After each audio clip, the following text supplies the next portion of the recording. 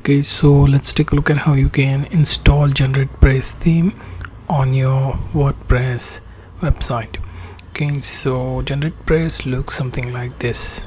It has both free and premium version. So we are going to install the free version. So open your dashboard, then go to appearance, then themes. Now in themes you will find this section where you can do add new. Okay, so in add new, what we're going to do is we are going to basically search for GeneratePress.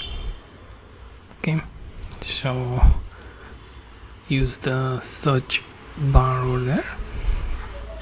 Okay, GeneratePress is available in WordPress repository as well. So we are going to simply click on install.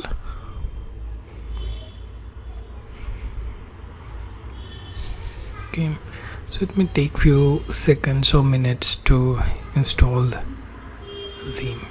Okay, once installed we will simply activate this and we will check out the website homepage to see whether it is changed or not. Okay, so it is installed. We can now activate. Okay, now we will see our website homepage, and as you can see, the GeneratePress default layout is now activated.